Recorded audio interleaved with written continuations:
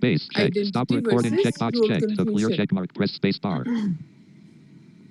और इसमें जो बेसिक क्वेश्चन है जिस सवाल का जवाब जो है बच्चा ढूंढ रहा होता है वो है हु एम आई।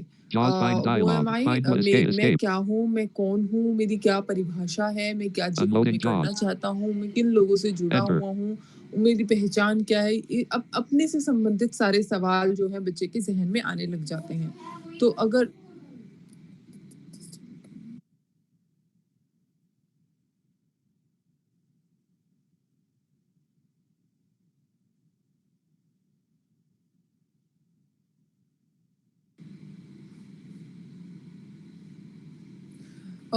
तो इस दौरान जो है बिकॉज टीचर स्टूडेंट इंटरेक्शन बहुत ही ज़्यादा होने लग जाता है। हम बात कर रहे हैं 9th 10th 11th 12th level की, राइट। और इस लेवल पर जो है हम जैसे पढ़ रहे थे एडोलेसेंस में, तो हमने देखा जो पेरेंट चाइल्ड रिलेशनशिप है वो चेंज हो जाता है और चेंज होने के साथ साथ जो है वो खराब भी हो जाता है बिकॉज पेरेंट चाइल्ड कॉन्फ्लिक्ट कि कितना जो है आपस में हम एक दूसरे की बात को सुन रहे हैं, मान रहे हैं, वो जो चीज़ है इस उम्र में आके विद्रोह में परिवर्तित हो जाती है। क्योंकि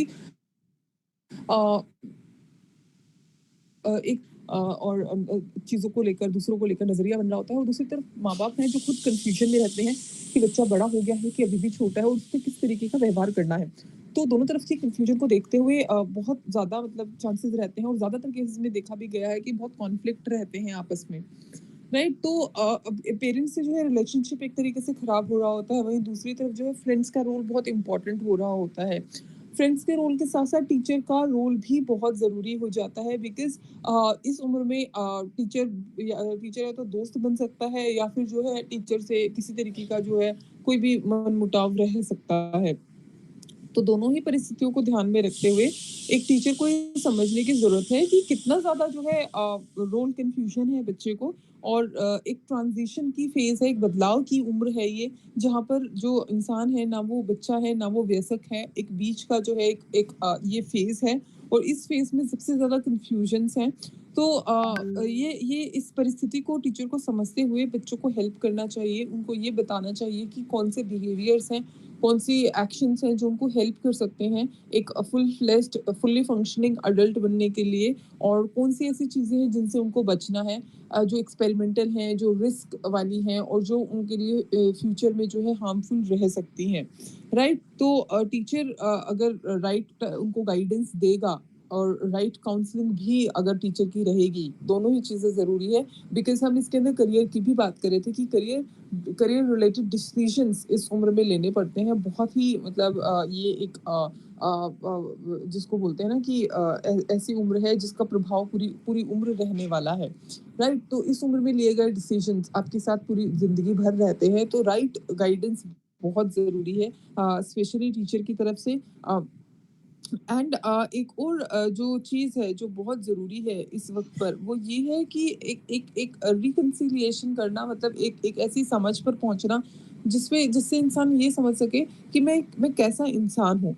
तो एक जो सेंस ऑफ सेल्फ है कि सेल्फ अवेयरनेस वाली जो चीज़ है वो बहुत ज़रूरी है। उसके लिए टीचर बहुत अहम रोल अपना प्ले कर सकते हैं। बहुत सारी जब आप सेकेंड ईयर में होंगे तो हम आपको एडोलेसेंस एजुकेशन प्रोग्राम बनाना सिखाएंगे जिसके अंदर जो है टीचर सेल्फ अवेयरनेस से रिलेटेड बहुत सारी एक्टिविटीज़ करा सकता है, अलग से भी और अपनी क्लासरूम में भी इंटीग्रेट करके भी, राइट। फिर बहुत सारी और जो एमिनेंट पर्सनालिटीज़ हैं या फिर और लोगों के जीवन में जो जो उनके एक्सपीरियंसेस रहे हैं उनको शेयर करके ये बताया जा सकता है कि किस तरीके से वो डिसीजन लें और किन चीज़ों से वो बचें, राइट। सबसे जो यूनिक चीज़ है इस स्टेज के बारे में वो ये है कि पीछे जितनी भी स्टेजेस रह चुकी हैं उन सबका असर आपको एक तरीके से देखने को मिलेगा। हालांकि सभी स्टेजेस में ये चीज़ रहती है कि पिछले स्टेज का असर आपको देखने को मिलता है, लेकिन खास तौर पे ये स्टेज जहाँ पर हम यूथ की बात कर रहे हैं, एडोलेसेंस की बात कर रहे हैं, ये एक तरीके का ब्रिज रहता है, bridge between childhood and adulthood.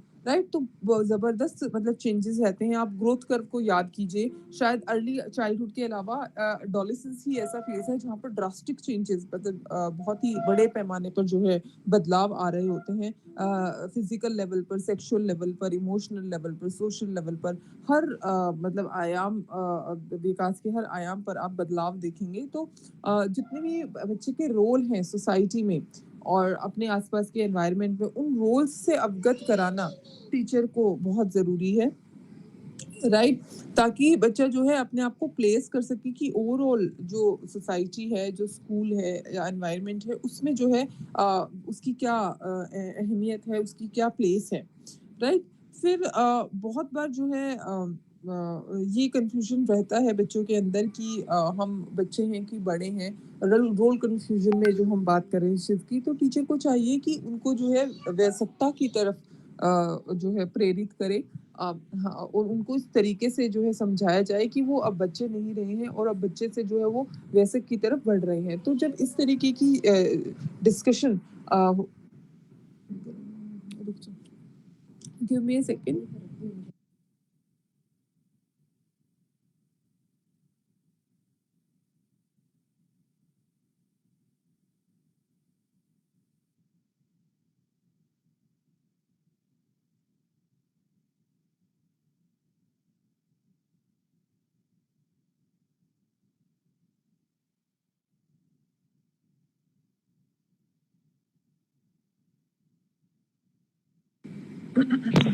Right, so यहाँ पर जो है हम किसी को कुछ कहना है? मैम जो भी आपने थोड़ी देर पहले बोला था ना, मेरे इधर तक आवाज़ नहीं आ रही थी। हम बच्चे हम बेसिकली 3 से 4 पॉइंट्स यहाँ पर डिस्कस कर चुके हैं, जिसमें हम बात कर रहे थे कि बच्चे की बायोलॉजिकल एज जो है वो ना चाइल्ड वाली है ना अडल्ट वाली है, तो उसमें क्या टीचर का रोल है। फिर हम ये बात कर रहे थे कि करियर को लेकर बहुत सारे इंपॉर्टेंट डिसीजंस लेने होते हैं, तो उसमें टीचर का क्या रोल हो सकता है। फिर हमने ये भी बात की है कि पेरेंट चाइल्ड रिलेशनशिप इस उम्र में आके खराब होने लग जाता है, बहुत सारे झगड़े कॉन्फ्लिक्ट रहने लग जाते हैं, वहाँ पर टीचर का क्या रोल है। फिर एक हम ये बात कर रहे थे कि जो इस उम्र में जो बिहेवियर्स हैं वो एक्सपेरिमेंटल ज़्यादा हो जाते हैं, बच्चे बहुत ज़्यादा रिस्क लेने लग जाता है और बहुत सारी ऐसी चीज़ों की तरफ उसका झुकाव होने लग जाता है जो कि उसके फ्यूचर के लिए खराब रह सकती हैं, जैसे ड्रग्स लेना या फिर बंक मारना या फिर दोस्तों के साथ जो है बिना घर पर बताए कहीं पर भी घूमने चले जाना, पब्स में, लाउंजेस में। आजकल हुक्का बार्स का ट्रेंड है, राइट? इस तरीके के जो बिहेवियर है वो बच्चे के लिए खतरनाक हो सकते हैं, उसकी हेल्थ के लिए, उसके फ्यूचर के लिए, राइट? तो टीचर इस चीज़ को लेकर सही गाइडेंस दे, वो बहुत ज़रूरी है। तो ये 3-4 पॉइंट जो है हम डिस्कस कर रहे थे अभी। उसके बाद जो नेक्स्ट स्टेज रहती है वो इंटीमेसी रहती है। तो हाँ, हम जैसे बात करें कि हर स्टेज अगले स्टेज के लिए ज़रूरी है। तो इस स्टेज में भी आप देखेंगे क्योंकि प्यूबर्टी की बात हो रही है, सेक्सुअल मैच्योरिटी की बात हो रही है, तो बच्चा एक तरीके से रिप्रोडक्शन के लिए तैयार है, लेकिन तैयार होने का मतलब ये नहीं है कि वो उस तरफ जाए। तो बहुत सारे केसेज़ जो टीनेज प्रेगनेंसी के केसेज़ हैं, वो इंडिया में भी और वेस्ट में भी बहुत सारे आते हैं और टीनेज प्रेगनेंसी की वजह से बहुत सारे बच्चों का जो है एजुकेशन पर नेगेटिव इन्फ्लुएंस रहता है, उनको बहुत बार पढ़ाई छोड़नी भी पड़ती है, उनकी हेल्थ जो है खराब हो जाती है, बॉडी उनकी खराब हो जाती है, राइट? तो इस तरीके की जो भी इंसिडेंसेस हैं उनको लेकर पहले से ही टीचर को एक अवेयरनेस क्रिएट करनी चाहिए कि आपको इस उम्र में जो है आपके लिए करियर ज़्यादा ज़रूरी है और ठीक है आपकी हार्मोनल चेंजेस हैं, सेक्सुअल चेंजेस हैं, जिसकी वजह से जो है बहुत बार अपनी फीलिंग्स को, इमोशंस को कंट्रोल नहीं कर पाते, बट हर चीज़ का एक सही वक्त होता है। इसीलिए जो है आपको उस सही वक़्त का इंतज़ार करना चाहिए और अभी के लिए जो है और जो चीज़ें हैं उन पर अपनी एनर्जी चैनलाइज़ करनी चाहिए, राइट? तो यहाँ पर आप देखेंगे ये सारी चीज़ें हालाँकि हम बात कर रहे हैं तो हमें सुनने में लगेगा कि हम कर सकते हैं एज़ टीचर्स, लेकिन जब आप एक्चुअल में आते इस परिस्थिति में आते हैं जहाँ पर आपको अपने स्टूडेंट्स के साथ ये चीज़ें डिस्कस करनी होती हैं, इन चीज़ों की समझ बनानी होती है, तब बहुत डिफ़िकल्ट लगता है। आई रिमेंबर लास्ट ईयर मेरे पास एक बच्ची थी, मतलब इंटर्न थी सेकंड ईयर की, वो बायोलॉजी पढ़ाती थी, तो उसको जो है 9th क्लास में रिप्रोडक्शन का चैप्टर पढ़ाना था। 9th क्लास का बच्चा मतलब अर्ली एडोलेसेंस आप लगाइए, अभी एडोलेसेंस में उसने एंट्री की है और बहुत सारे जो हैं बच्चे मैच्योर भी हो जाते हैं, सेक्सुअल मैच्योरिटी की हम यहाँ पर बात कर रहे हैं। तो उस बच्चे के लिए इतना मुश्किल होता था, आप देखिए कंटेंट है, वो एक चैप्टर है, वो पढ़ाना है। उसको पढ़ाने में उसको इतनी डिफ़िकल्टी हो रही थी, बच्चे हँस रहे थे, मज़ाक बना रहे थे, पीछे से कमेंट्स कर रहे थे, और जबकि वो टीचर पढ़ा रही है और मैं सुपरवाइज़र पीछे बैठी हूँ, उसके बाद ये हाल है, राइट?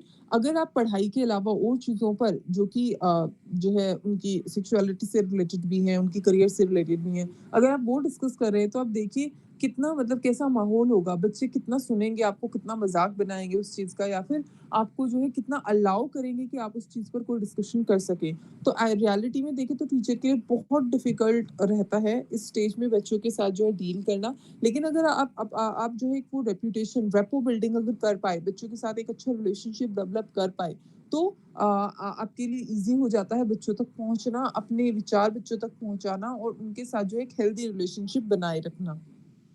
राइट?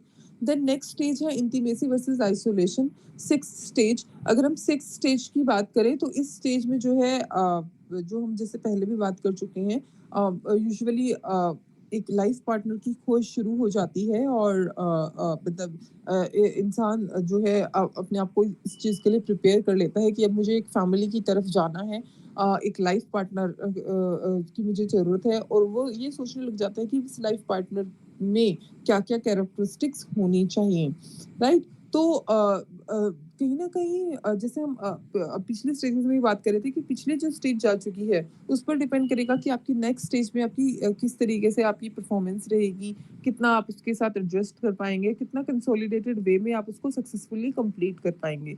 तो अगर आपने आइडेंटिटी वर्सेस रोल कन्फ्यूजन में फिफ्थ स्टेज में अपनी आइडेंटिटी रिलेटेड इश्यूज़ को सही से रिज़ॉल्व किया होगा, तो इस स्टेज में आपको क्लियरली पता होगा कि आपको कैसा लाइफ पार्टनर चाहिए और उसके लिए आपको क्या करना है, राइट? बिकॉज़ आपकी आइडेंटिटी से रिलेटेड आपने जो है जो सवाल आपके मन में आ रहे थे, उनका जवाब आपने ढूँढ लिया है। साथ में आपने करियर रिलेटेड डिसीज़न्स भी सही तरीके से लिए हैं, तो वो आपको हेल्प करेगा इस स्टेज में। अगर आप अभी अपनी अपनी ज़िंदगी में देखें, आप सब लोग जो है इंटीमेसी वर्सेस आइसोलेशन के स्टेज में हैं।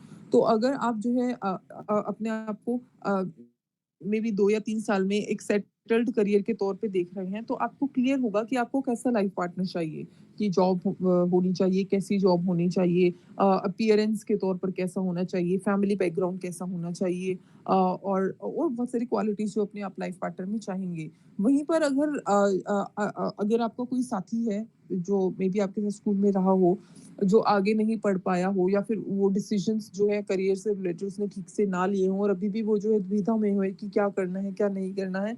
तो अगर आप उनसे पूछेंगे कि कैसा लाइफ पार्टनर चाहिए, तो शायद उनको जो है कोई विरोधाभास रहे कि क्लियर ना हो कि क्या करना है, कैसे करना है। आगे इस स्टेज में आ तो गए हैं, लेकिन ये स्टेज को सक्सेसफुली डील करने के लिए अब क्या करना चाहिए? उनको शायद इस चीज़ से रिलेटेड जो है बहुत सारे सवाल उनके मन में आ रहे हों। तो ये ज़रूरी है कि हम जानें खुद को, इससे पहले कि हम ये जानें कि हमें कैसा लाइफ पार्टनर चाहिए, राइट? तो इस स्टेज में आकर आप जो है इंटीमेट रिलेशनशिप्स की तरफ जा रहे होते हैं, बट उससे पहले एक क्लियर सेंस ऑफ सेल्फ होना बहुत ज़रूरी है। आपको अपने से रिलेटेड जो है सारी जो सवाल हैं उनका सही जवाब आपको आना चाहिए, राइट? अच्छा, उसके बाद वाली जो स्टेजेस हैं उसमें हम एजुकेशनल इम्प्लीकेशंस की बात तो नहीं कर सकते हैं, क्योंकि आप देखिए अब जो है हम 30 प्लस की लगभग बात कर रहे हैं। बहुत रेयरली ऐसा होता है कि 30 प्लस में जो है बच्चा मतलब इंसान जो है वो एजुकेशन में रहता है। होता है तो हायर एजुकेशन में होता है, एमफिल, पीएचडी इस तरीके के कोर्सेज़ कर रहा होता है, जहाँ पर वो इतना मैच्योर हो जाता है कि उसको अपना सही-गलत पता होता है और वो ये समझता है कि उसको जो है उसके फ्यूचर के लिए क्या करना चाहिए, राइट? तो इन स्टेजेस में हम इतना एजुकेशनल इम्प्लीकेशंस की बात नहीं करते हैं, बट बहुत सारे ऐसे भी केसेस हैं जहाँ पर हम अडल्ट एजुकेशन की बात करते हैं। अडल्ट एजुकेशन ऐज़ इन जो लोग उम्र के हिसाब से पढ़ाई नहीं कर पाए लेकिन बाद में अपनी पढ़ाई पूरी कर रहे हैं।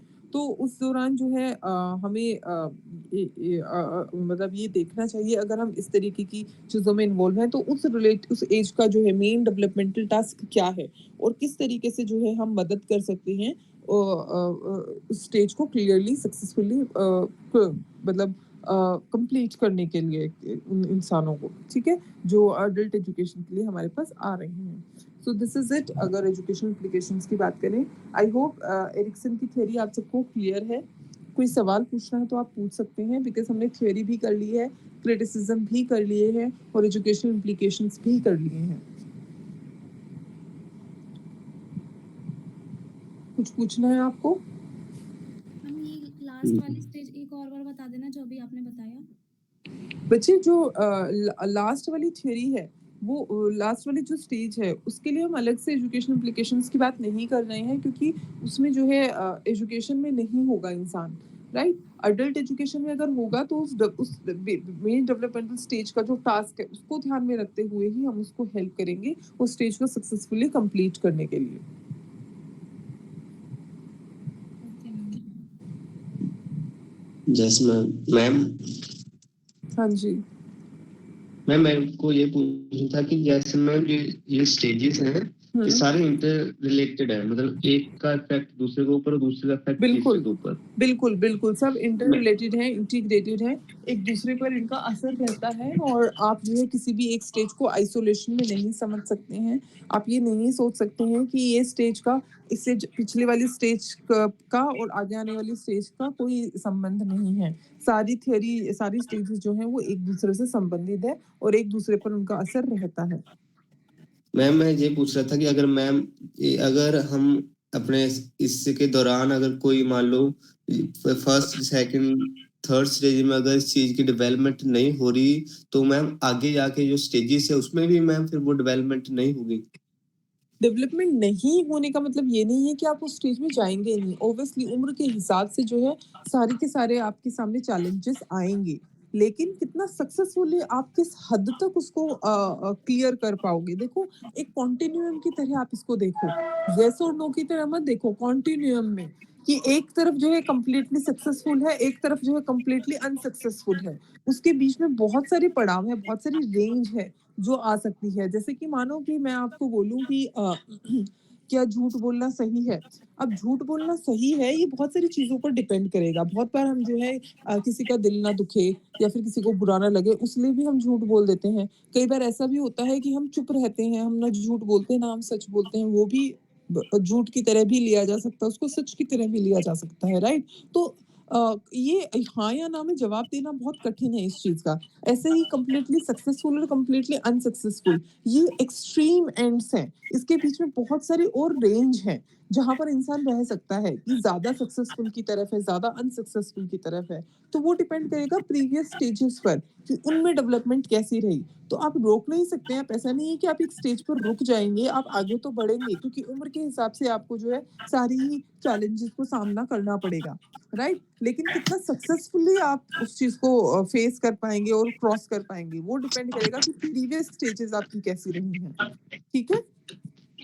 हाँ जी मैम। और कोई सवाल?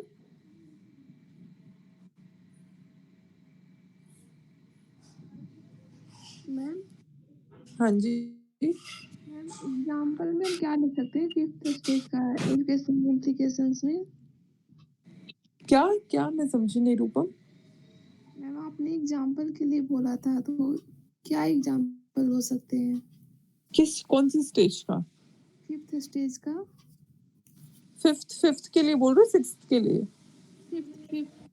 फिफ्थ स्टेज के तो बहुत सारे एग्जाम्पल्स हैं। आप जो है करियर रिलेटेड डिसीजंस के एग्जाम्पल्स दे सकते हैं। आप जो है जो सेक्सुअलिटी रिलेटेड है उसके एग्जाम्पल दे सकते हैं। मैंने कितने सारे एग्जाम्पल्स दिए अभी आपको कि डेटिंग के लिए जा रहे हैं, स्कूल बंक कर रहे हैं, अपने दोस्तों के साथ घूमने फिरने। एजुकेशनल इम्प्लीकेशंस होंगे ये क्या? एजुकेशन इम्प्लीकेशन से रिलेट करके आप लिख सकते हैं। कैसे? जैसे हम रिस्क टेकिंग बिहेवियर की बात कर रहे हैं कि टीचर को चाहिए कि जो जिस जिस चीज में रिस्क है, जिस बिहेवियर में, उससे रिलेटेड अवेयरनेस बच्चों में लेके आए कि ये बिहेवियर से आपके फ्यूचर को जो है हानि हो सकती है, आपकी हेल्थ को हानि हो सकती है। जैसे ड्रग्स की तरफ बच्चा भागता है क्योंकि एक्सपेरिमेंट करने में, रिस्क लेने में मजा आता है। तो टीचर का ये रोल रहता है कि बच्चों को अवेयर किया जाए कि इसके हेल्थ इफेक्ट्स क्या हो सकते हैं, उनसे बचना जरूरी है, राइट। इस तरीके से आप एग्जाम्पल्स को इंटीग्रेट करें इम्प्लीकेशंस के साथ, ठीक है Rupam. Okay ma'am. Thank you ma'am. ऐसे ही जैसे मैंने टीनेज प्रेगनेंसी का एग्जांपल दिया, ठीक है कि डेटिंग बिहेवियर आजकल इतना पॉपुलर है कि सब लोग जो है डेट्स के लिए जा रहे होते हैं और उनको चाहिए कि गर्लफ्रेंड हो बॉयफ्रेंड हो, लेकिन अगर कोई इस तरीके का मतलब ना चाहते हुए अनइंटेंशनली जो है अगर प्रेगनेंसी में रिजल्ट रहता, प्रेगनेंसी हो जाती है, तो उसके क्या इफेक्ट रह सकते हैं एजुकेशन पर, करियर पर, हेल्थ पर, बॉडी पर, आप वो डिस्कस करना चाहिए क्लास में एज ए टीचर, ठीक है। Yes ma'am, thank you ma'am. अच्छा, अब हम नेक्स्ट स्टेज शुरू करेंगे, ब्रॉनफेन बेर्नर्स इकोलॉजिकल सिस्टम्स थ्योरी। मैंने नाम पूरा आपके चैट बॉक्स में लिख दिया है ताकि आपको जो है स्पेलिंग में या प्रोनाउंसिएशन में दिक्कत ना हो। इसको शुरू करने से पहले आपका 2 से 3 मिनट का ब्रेक है, आत्ममंथन कीजिए, आंखें बंद करके सोचिए सारे स्टेजेस के बारे में, और जो है अगर कहीं पर कोई डाउट लगे तो आप पूछ सकते हैं। 2 to 3 मिनट्स ब्रेक, ठीक है। Okay ma'am.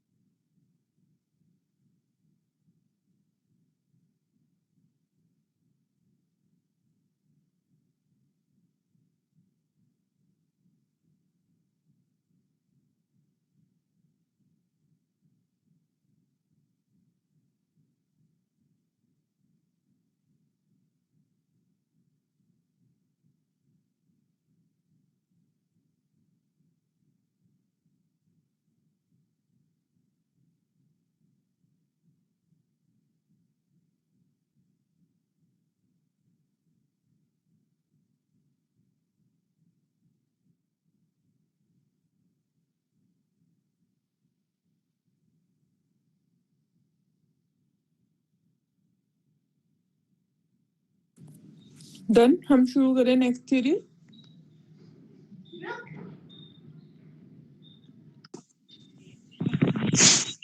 मैम हाँ जी रोमा। मैम मैं पूजा बोल रही हूँ।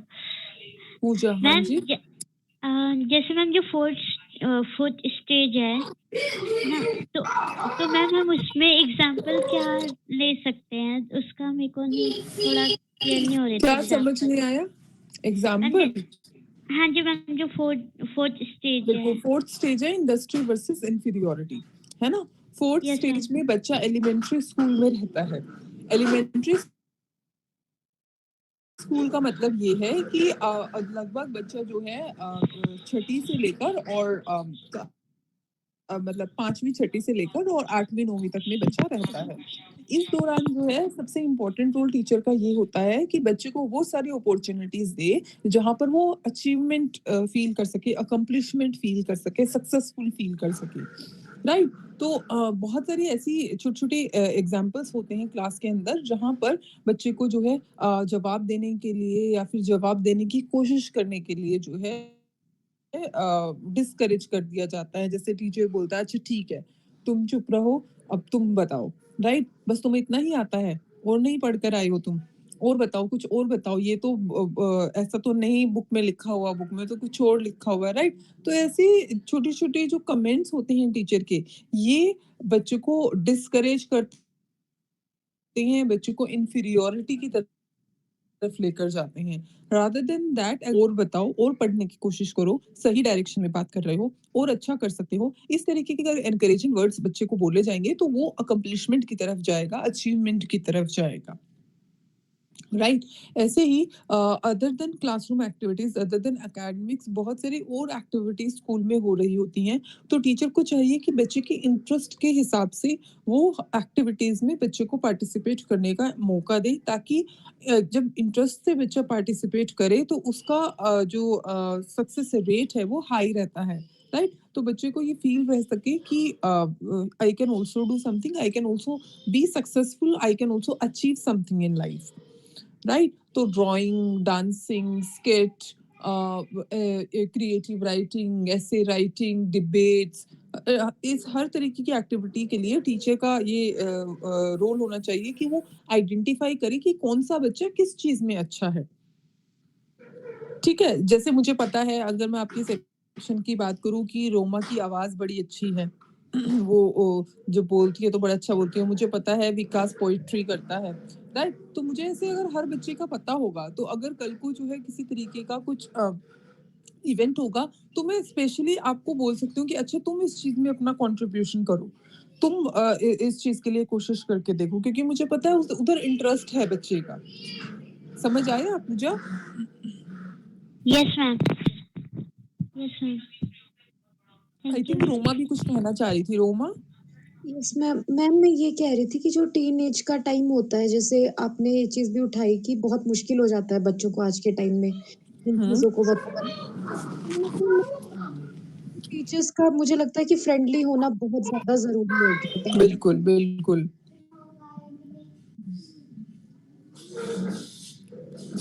रोमा, आपकी आवाज नहीं आ रही है मुझे। मैम मैंने कहा तो शायद टीचर्स कहीं ना कहीं फ्रेंडली आजकल ज्यादा नहीं है, शायद इसीलिए मतलब बहुत दिक्कत हो जाती है उनको पढ़ाने में बच्चों रोमा देखो, आप शायद ये चीज इसलिए बोल रहे हैं क्योंकि अभी आपका कोई एक्सपीरियंस नहीं रहा है।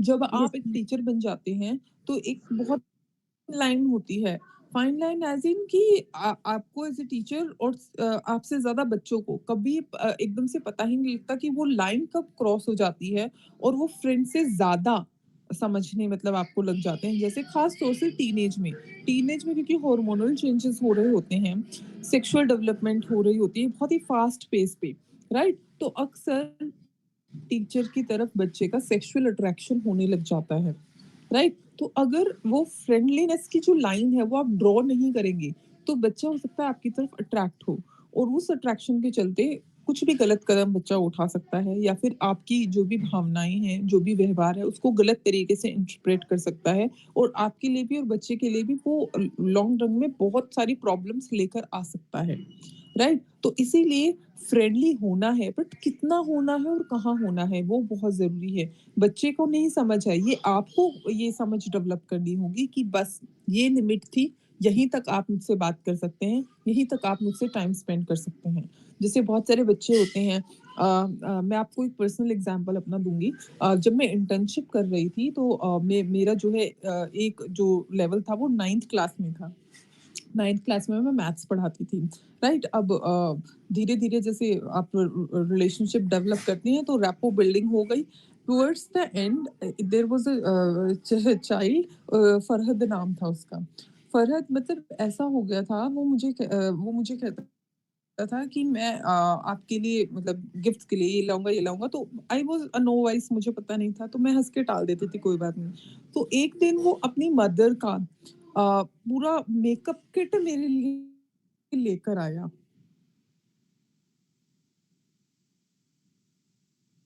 और साथ में मुझे कहता है कि मैम मैं आपके लिए शरारा भी लेकर आऊँगा। मेरे घर एक फंक्शन है, आप वहाँ तैयार होकर आइएगा।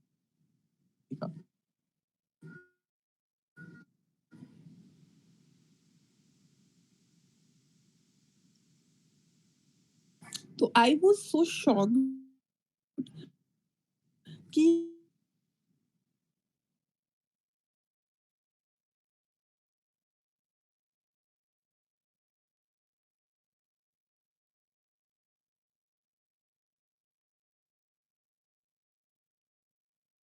Now focus on your career, focus on your studies बस इतना ही।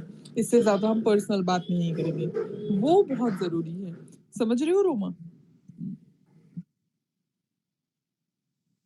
Yes ma'am, yes ma'am. जब आप स्कूल जाएँगे इंटर्नशिप के लिए, आगे पढ़ाने के लिए, तब आपको रियलाइज़ होगा कि बहुत सारी चीज़ें लिख देना या कह देना आसान रहता है, लेकिन एक्चुअली में जब हम उसके लिए कोशिश करते हैं, उसमें जाते हैं, तो बहुत डिफ़िकल्ट होता है उन चीज़ों को इम्प्लीमेंट करना, उन चीज़ों को फ़ॉलो करना। ठीक है? और ख़ासकर से एडोलेसेंस बहुत डिफ़िकल्टीज़ आती हैं। किसी का कोई और सवाल? मैम हाँ जी। मैम ये चीज़ अगर हम होम ट्यूशन देते हैं या ट्यूशंस देते हैं वहाँ पर भी इम्प्लीमेंट होती है। बिल्कुल, बिल्कुल, जहाँ पर भी आप इंटरैक्ट कर रहे हैं एडोलेसेंट लर्नर्स से, हर जगह ये चीज़ इम्प्लीमेंट होती है, हर जगह।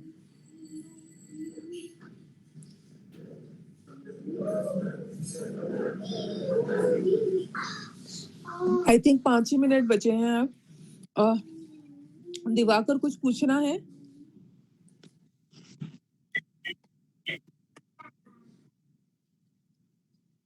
हुँ। हाँ जी, सुन रही हूँ। दिवाकर?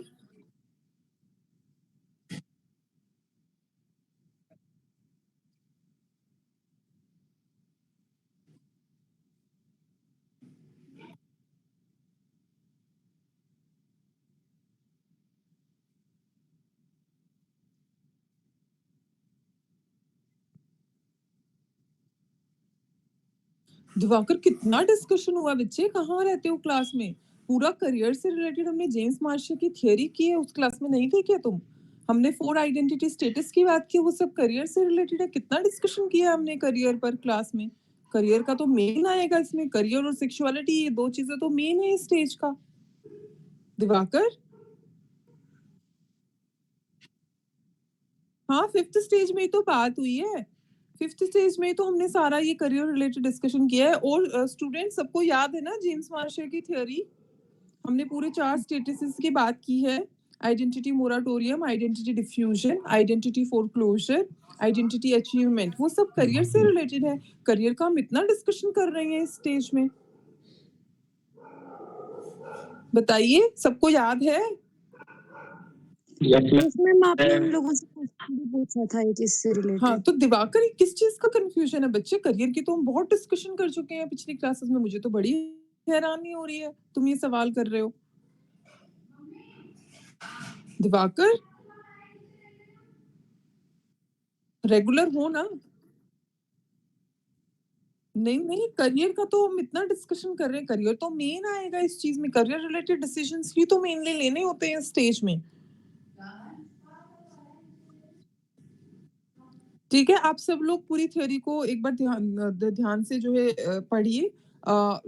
ऐसा ना हो कि कोई चीज़ आपकी कन्फ्यूजन की वजह से रह जाए। ये सारी की सारी स्टेजेस पूरी यूनिट बहुत इम्पोर्टेंट है। अगर ये स्टेजेस आपको क्लियर नहीं हुई, तो आपको यूनिट 3 में भी बहुत दिक्कत आने वाली है, क्योंकि यूनिट 3 में हम जो भी लर्निंग थ्योरीज़ पढ़ेंगे, वो ये वाली थ्योरीज़ पर बेस्ड होंगी।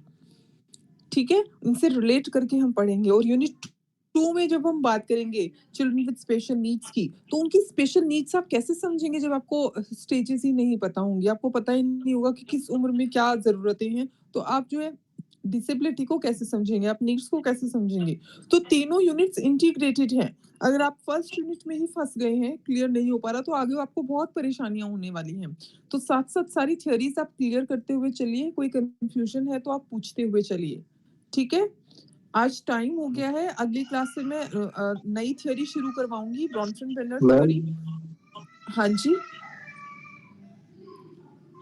हाँ जी, मैम जो कुलदीप? ये कि ma'am psycho social development theory है, साइको हाँ, सोशल, मैम हाँ। इससे जो दोनों को से जोड़े थोड़ा सा मैं उसके बारे में बता दूं। क्या? तब क्या सोशल साइको सोशल का मतलब बता दूँ? मैम इसको Jaws कैसे जोड़ेंगे professional. इस थ्योरी के साथ, ये कैसे चल रही है, क्योंकि इसका नाम Escape. साइको सोशल रखा है ना, इस थ्योरी हाँ। से हम सारे पढ़ने के Ops बाद इसको कैसे 26.0 escape. Meta dash Gia dash हम Sayu इसको dash जोड़ if पाएंगे dash Google इसके साथ। Chrome to move to an item press the arrow keys. देखो, Meta dash हर Gia dash स्टेज Sayu में हम dash if dash camera psychological microphone recording dash क्राइस Google के Chrome. बीच की View all बैलेंस की 16 बात people कर on रहे the हैं। call, तो including 6 साइको more से not मतलब shown here. Button show psychological everyone. Crisis Button से है collapse chat with कि क्या everyone. Button collapse psychological to crisis, activate press enter. Escape. Psychological challenges her stage में आ रहे हैं। और जहाँ हम सोशल की बात कर रहे हैं, तो ये लाइफ स्पैन थ्योरी है, पूरी लाइफ को डिवाइड कर रही है और हर स्टेज में ओवरऑल बच्चे के डेवलपमेंट की बात कर रही है। तो एक सोशल और जो कल्चरल पर्सपेक्टिव है, वो भी एरिक्सन ने लाने की कोशिश की है। इसीलिए 2 वर्ड्स का कॉम्बिनेशन लिया गया है, साइको और सोशल। जिसमें जो जितने भी टास्क है ठीक मैम है? वो सारे अपने सोशल समाज में से ही हो रहे हैं। बिल्कुल, बिल्कुल। तो इसीलिए साइको और सोशल। और ओके मैम, यस ठीक है, चलो। आप एक बार और पढ़ो थ्योरी को ध्यान से, बहुत सारे और सवाल आएँगे, आई एम वेरी श्योर बहुत डिफिकल्टीज़ आएँगी आपको, तो आप कभी भी आप पूछ सकते हैं। बाकी मेरी प्लानिंग के हिसाब से हम नेक्स्ट क्लास में नेक्स्ट थ्योरी शुरू कर देंगे, ठीक है? और एक चार्ट मैंने आपके ग्रुप पर शेयर किया है, आप जो है एक बार उसको उसमें नज़र मार लेना, हम उस चार्ट को फोकस करते हुए पूरी थ्योरी को समझने की कोशिश करेंगे, ठीक है? ओके मैम, चलो, good bye. Control D. Okay, Your ma'am. microphone is Thank you, on. ma'am. Vikash KR Sharma A says this in chat : OK. Ops 26.